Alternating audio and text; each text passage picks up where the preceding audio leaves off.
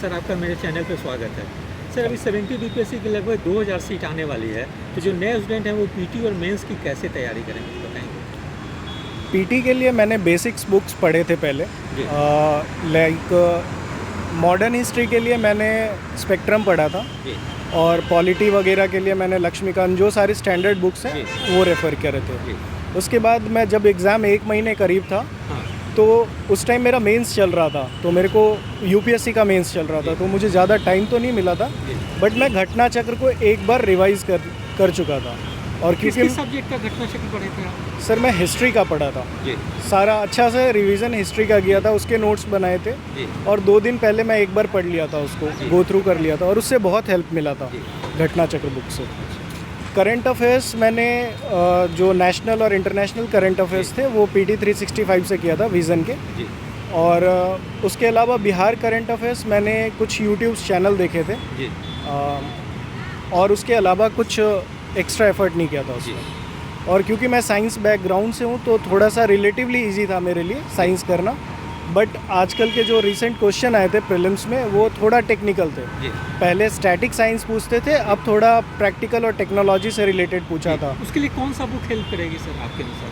Sir अगर current affairs कर रहे हैं अच्छे से तो भी हेल्प करेगी, और मैंने वैसा कुछ एफर्ट तो नहीं लिया था, बस करंट अफेयर से ही आया था क्योंकि वैक्सीन्स के दो सर साइंस के बैकग्राउंड के नहीं है, वो कौन सा मटेरियल को फॉलो कर ले जिससे उनको हेल्प मिल जाएगी? सर ऐसा तो कोई मैंने देखा नहीं है तो मैं बता नहीं पाऊँगा इसके बारे में, बट हाँ मैंने करंट अफेयर्स देखा था और उससे हो जाता है। तो आपको अगर फाउंडेशन है थोड़ा बहुत भी साइंस में, अगर बीपीएससी यूपीएससी के लिए पढ़े तो फिर उसके बाद आप उसको सप्लीमेंट कर लीजिए पीटी 365 से, that will be a good option. और उसके अलावा इकोनॉमिक्स सेक्शन के लिए, हाँ इकोनॉमिक्स मेरा ऑप्शनल था तो मैंने उसको अच्छे से प्रिपेयर कर रखा था। बाकी इकोनॉमिक्स के करंट अफेयर्स थोड़े स्टैटिक वाले पार्ट आए थे पीटी में, जैसे आया था इंडस्ट्रियल पॉलिसी, वो इंडिपेंडेंस के बाद वाला, तो ऐसे फैक्चुअल लूसेंट से देख सकते हैं आप। और बाकी जैसे 5 ईयर प्लान आते हैं, यूजुअली आते रहता है, तो उसको रिवीजन करना, Lucent is good enough book. Geography के लिए सर? ज्योग्राफी मैंने एनसीईआरटी पढ़ा 11th का फिजिकल अच्छे से, और I think that is a good book, उससे हो जाता है कवर। कुछ सर बजट से भी पूछ दी जाती है, बिहार बजट और इंडिया का बजट से, तो उसको भी कवर करना? हाँ सर, बजट को गो थ्रू करना पड़ेगा, इंडिया बजट और Bihar budget as well as economic survey दोनों का। वो आपको मेंस में भी सब्सटेंशिएट करने में हेल्प करेगा, और इनफैक्ट अभी जब मैं इंटरव्यू का प्रिपरेशन कर रहा था तो भी वो बहुत हेल्प करता है। क्वालिटी के लिए सर? लक्ष्मीकांत। अच्छा सर, टेस्ट सीरीज किसके लगाने चाहिए? 69 से तो उसकी पैटर्न चेंज देखने को मिली था, यूपीएससी पैटर्न पे जा रही है, स्टेटमेंट टाइप के क्वेश्चन थे, तो वो सब के कैसे टैकल करें इसमें? सर मैंने 69th के लिए पर्टिकुलरली कोई टेस्ट सीरीज़ नहीं लगाया था, क्योंकि बस 3 दिन 4 दिन का टाइम मिला था। मेंस खत्म हुआ था 25 सितंबर को और 30 को इसका पेपर था, तो मैं टेस्ट सीरीज़ तो नहीं लगा पाया, बट क्योंकि यूपीएससी पैटर्न पे क्वेश्चंस आ रहे थे तो मुझे हेल्प हुआ था वहाँ पे, क्योंकि मेरा प्रिपरेशन उस लाइन पे था ज़्यादा।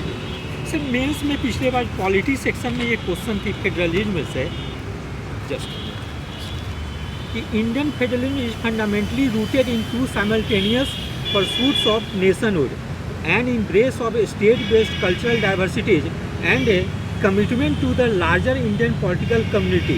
Examine critically the nature of Indian model of federalism in the light of the above statement. Yes sir. इस टाइप के क्वेश्चन को कैसे टैकल करें? सर ये यूपीएससी सिलेबस का पार्ट है, Indian federalism and it's aspect, वो लाइन लिखी हुई है। अगर आप पॉलिटी पढ़ रहे हैं तो आपको डिफरेंट फॉर्म्स फेडरलिज्म इंडिया में एटलीस्ट उसको आपको कवर करना पड़ेगा अच्छे से, और क्योंकि ये यूपीएससी सिलेबस का पार्ट था तो मैंने अच्छे से कवर कर रखा था, तो वो हेल्प करता है। बाकी एज इन आपको लक्ष्मीकांत में डायरेक्ट इसका आंसर नहीं मिलेगा, ये थोड़ा एनालिटिकल क्वेश्चन है तो आपको सोचना पड़ेगा।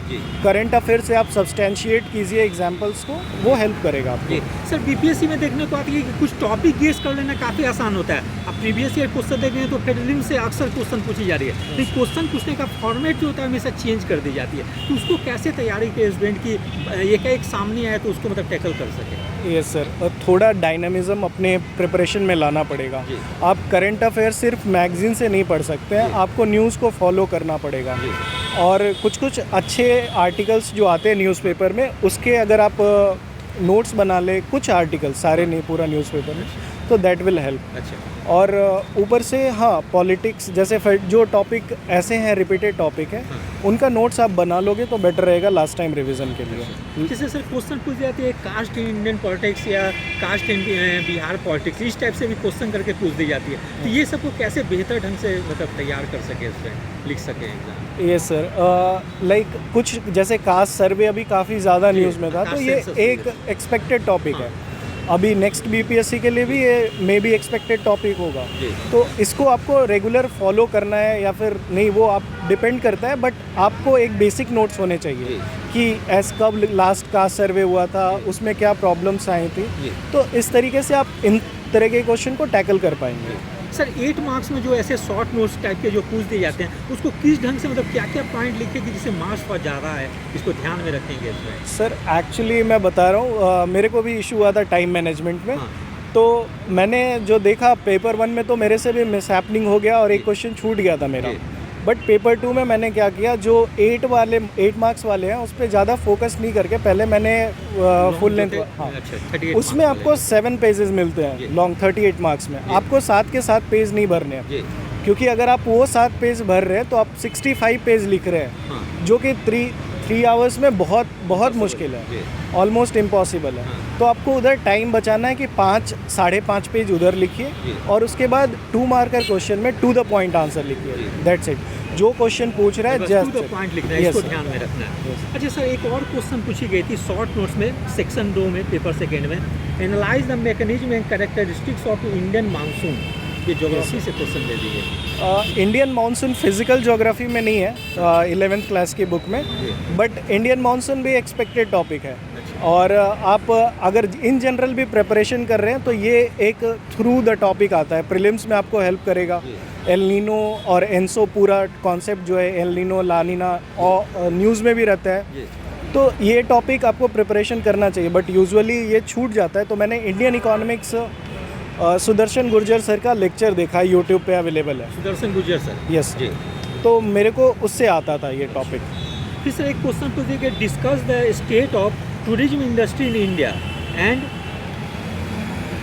Analyse its feature in the country, इस टाइप से टूरिज्म इंडस्ट्री को दिखलाना था। यस सर, ये क्वेश्चन भी करंट अफेयर्स बेस्ड था। अभी टूरिज्म मिनिस्ट्री ने एक रिपोर्ट निकाला था और उन्होंने अपना टारगेट सेट किया था 2030 तक। जी। तो आप अगर करंट अफेयर्स बेस्ड क्वेश्चन आने लगे हैं एनालिटिकल, तो फोकस थोड़ा सा डेली न्यूज़पेपर पढ़ना अगर हैबिट है तो बहुत अच्छा फिर है। आसान हो जाता हाँ, है। फिर आसान हो जाएगी। फिर से इकोनॉमिक्स से क्वेश्चन थे, explain trickle down theory of economics, its major elements, benefits, limitations and criticism in contest to Indian planning. ये क्वेश्चन सर थोड़ा ट्रिकी था, जी। नेचुरली सिलेबस में नहीं मिलता है या फिर ऐसे क्वेश्चंस देखने को नहीं मिलते हैं। जी। बट इस तरीके के क्वेश्चन को आप अगर आप कॉम्प्रिहेंसिवली प्रिपेयर किए हैं हाँ। तो आंसर कर पाएंगे, अदरवाइज अगर शॉर्ट टाइम प्रिपरेशन है तो फिर वेग आंसर्स होगा ट्रिकल डाउन थ्योरी का। अच्छा सर, एक और क्वेश्चन जो था कि सुप्रीम कोर्ट की जो वर्डिक्ट आई थी जेंडर स्टीरियोटाइप कुछ ऐसे करके, उसका आंसर से बहुत लोगों को लिखने में प्रॉब्लम हो गई थी, वो समझ में नहीं आ रही थी लोगों को।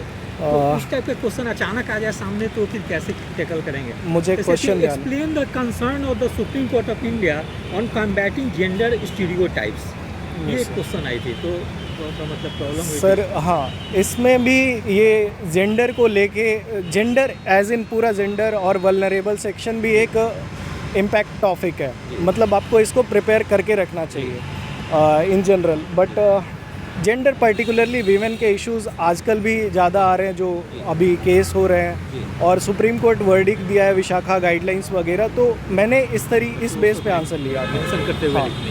और और सर एक थी वेज रिपोर्ट आई थी, global wage report, describe the parameters and impacts of global wage report 2022-23। ये सर, ये क्वेश्चन मैं नहीं कर पाया था अच्छा से, क्योंकि ये बहुत ज़्यादा फैक्चुअल था और एक स्पेसिफिक रिपोर्ट के लिए था। तो तो इसमें प्रॉब्लम हो रही यस सर। तो आपने बिल्कुल छोड़ दिया था या कुछ भी लिखा था? सर मुझे याद नहीं, एक्चुअली शायद से ये ऑप्शन वाले क्वेश्चन में था, तो मैंने दूसरा ऑप्शन अटेम्प्ट किया था। सर एक थी G20 से थी, ancient philosophy of Vasudhaiva Kutumbakam, examining the ways in which India जो approach design with the philosophy and contribution to global cooperation and development through its role in the G20। ये sir, G20 से ये correlate बहुत करके। ही ज़्यादा expected question था। मैंने बहुत अच्छे से प्रिपेयर किया था इसके शॉर्ट नोट्स भी, क्योंकि उस टाइम G20 हो रहा था हाँ, अगस्त ये न्यू सितंबर दिल्ली में, में हुई थी। और फिर आपका पेपर था जनवरी में, तो दिस वाज एक्सपेक्टेड, तो मैंने इसको अच्छे से थॉरो प्रिपेयर किया था। सर मेंस के लिए कोई टेस्ट सीरीज ज्वाइन करना क्या बेनिफिशियल हो गया आपके अनुसार?